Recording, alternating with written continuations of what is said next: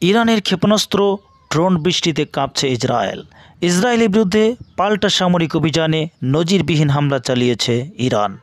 মার্কিন সংবাদ মাধ্যম CNN এর প্রতিবেদন অনুযায়ী গেল শুক্রবার থেকে শুরু হওয়া সংঘাতে এ পর্যন্ত প্রায় 400টি ব্যালিস্টিক ক্ষেপণাস্ত্র এবং 1000 ড্রোন ইসরায়েলের দিকে ছুড়েছে তেহরান। এতে এখন পর্যন্ত কমপক্ষে 24 জন ইসরায়েলি নাগরিক নিহত হয়েছেন বলে জানা গেছে। ইসরায়েলি বাহিনীর এক ঊর্ধ্বতন কর্মকর্তার বরাত দিয়ে CNN জানায়, ইরান থেকে ছোড়া এই আক্রমণাত্মক ক্ষেপণাস্ত্র ও ড্রোনগুলোর অধিকাংশই ছিল অত্যাধুনিক ও উচ্চ ক্ষমতা সম্পন্ন।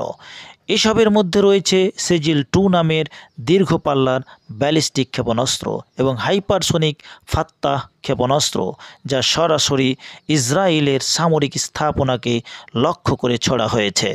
ইরানের ইসলামী বিপ্লব গার্ড বাহিনী IRGC এক বিবৃতিতে জানিয়েছে, ট্রু প্রমিস 3 নামে অভিযানের অংশ হিসেবে তারা সেজিল-2 ক্ষেপণাস্ত্র ব্যবহার করেছে, যার পাল্লা প্রায় 2500 কিলোমিটার এবং যা ইসরায়েলের গভীর ভিতরে আঘাত হানতে সক্ষম।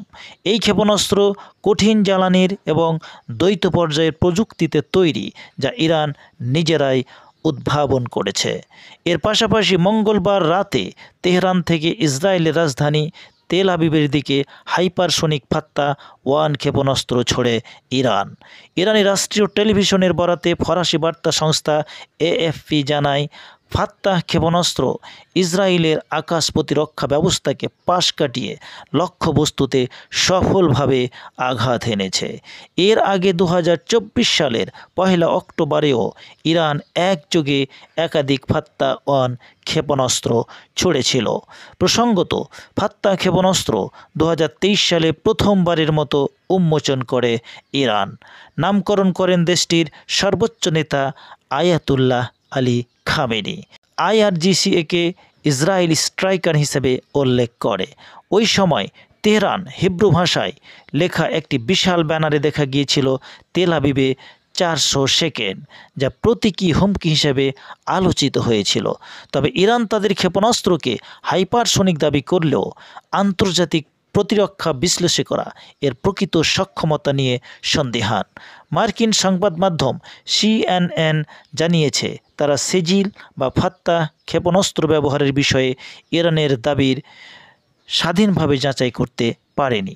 এদিকে ইরান ও ইসরায়েলের মধ্যে চলমান পাল্টাপাল্টি হামলায় মধ্যপ্রাচ্যে উত্তেজনা চরমে পৌঁছেছে। দুপক্ষই ড্রোন, ক্ষেপণাস্ত্র এবং বিমান হামলার মাধ্যমে একে অপরকে নিশানা করছে। সংঘাতে প্রতিদিনই বাড়ছে হতাহতের সংখ্যা। পরিস্থিতি আরও ঘনীভূত হওয়ায় আন্তর্জাতিক মহলে উদ্বেগ বাড়ছে।